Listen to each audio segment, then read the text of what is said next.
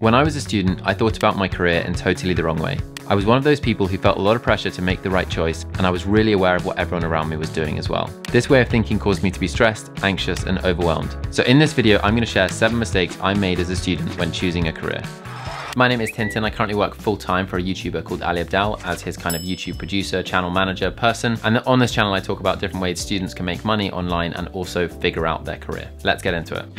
So the biggest mistake that I made as a student when thinking about my career was thinking that my first choice was going to be my last choice. I had this weird thing in my head that when I was applying to all these jobs and trying to consider what I was going to do after university, I had to get it right first time. But that just isn't how it works. You can do loads of different jobs throughout your 20s, and it's actually really good to experiment with different things because you learn what you like to do and what you're good at and what works for you. But for some reason, when I was weighing up things like consulting and banking and law, and even going back and doing medicine again or becoming a teacher, I felt all this pressure to make the right choice first time. And there is an element of difficulty in making a decision when you're considering doing things that actually have a really big time investment, like doing medicine again or like becoming a lawyer. So that is a genuine problem, and if you are considering those things, we're going to talk about how to solve that later. But the pressure of feeling like the first thing that I did out of university was going to be the thing that I did for the rest of my life was totally the wrong way to think about it. Since leaving university 4 years ago, I've worked as a football coach, a management consultant, an online tutor, and also a YouTube producer. 4 completely random jobs, and I'm really glad that I've done all of them. But when I was a student, I thought that you just had to pick one thing. But actually, it turns out you can do something for a year, for 2 years, for 3 years, and then try something else. Especially in your 20s, you can take the time to experiment.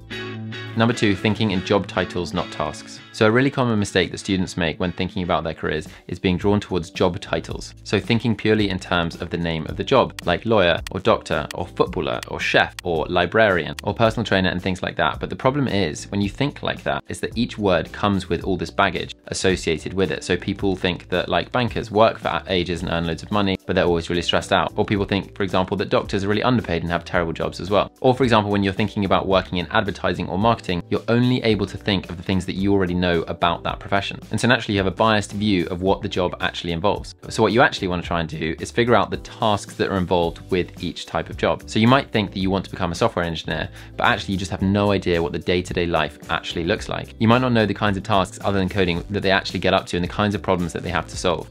Which brings me on to the next mistake, which is not doing your research. So it's really easy to have all these preconceived ideas about different things. But one of the best things you can do is just do some research into the job. And a really great way to do that is on YouTube. There are so many YouTube videos now about different careers. You can even watch one of mine, A Day in the Life of a Consultant, which doesn't really tell you that much about consulting, but at least gives you an insight about what it looks like. But I have actually got an explainer video on what consulting is really like. And there are just loads of YouTube videos these days on different career options. The day in the life ones are not always the most trustworthy resources. Better to get people who are talking like a talking head video where they actually break down the different tasks that they do in their job. But you can do other things like talking to people who are in the industries that you're considering going into, or trying to get work experience in those industries, or just generally looking around for different resources and different insights into that kind of job, whatever it is that you're considering.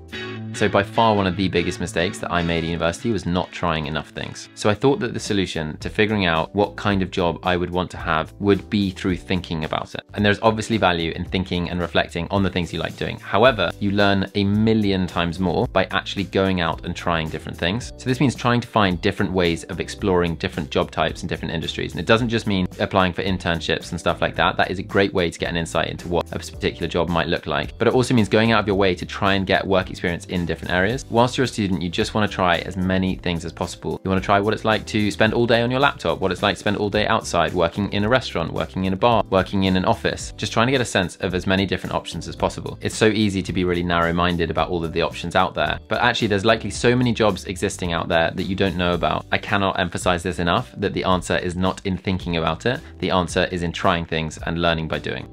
The next mistake that I made was worrying about what others think. And this is obviously easier said than done, and to say it in hindsight that I shouldn't have worried about what others think.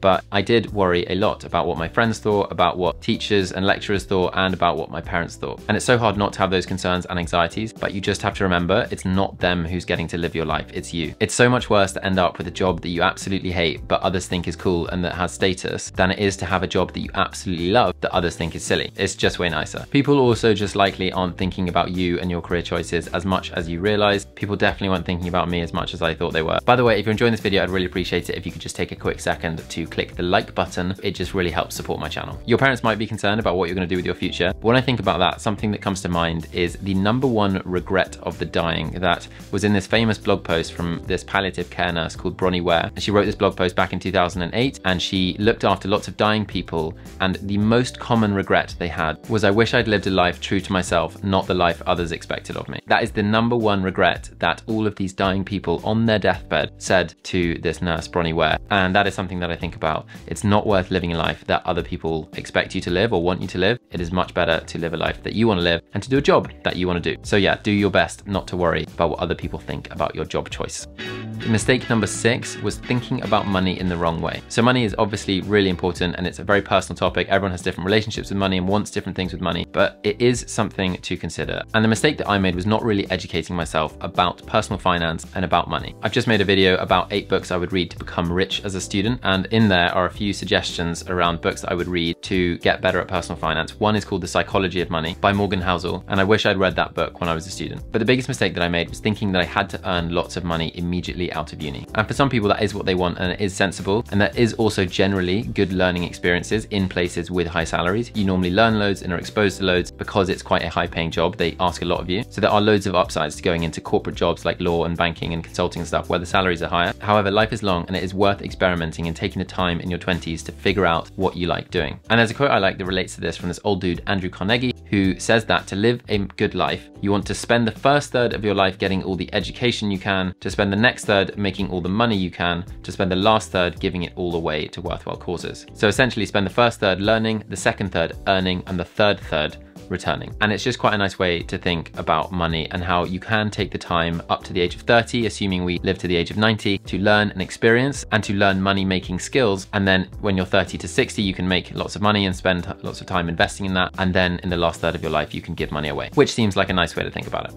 So the final mistake, and one of the biggest mistakes that I made, was thinking that I had to have it all figured out. Your career is an ongoing thing that's likely to span at least 40 or 50 years, and there's not going to be one answer. You're not going to do one thing the entire time, especially not in the 21st century, and so you don't have to have it all figured out. The best advice is just to follow things that energize you and avoid things that drain you. When you just think about it in those simple terms, it seems a lot easier. I just generally follow things now that energize me, and I avoid things that drain me. And the way that you figure out what drains you and what energizes you is by trying things, is by being curious, is by accepting that you don't know everything about what's out there, and by going and getting different jobs and learning about different things. If you do want a book suggestion because you're feeling particularly stressed about choosing a career, then this one, Designing Your Life, which I've mentioned many times on the channel and will continue to mention, by Bill Burnett and Dave Evans, is a great book to read. I still don't really know what I'm doing with my career, but I'm just trusting the process now. I've learned to embrace uncertainty, and I'm figuring it out as I go. But if you want to know how to get a job in the creator economy, if you're interested in that kind of thing, then click on this video here where I literally explain how to get a job in the creator economy. Otherwise, thank you very much for watching. I hope you enjoyed the video, and I will see you in the next one.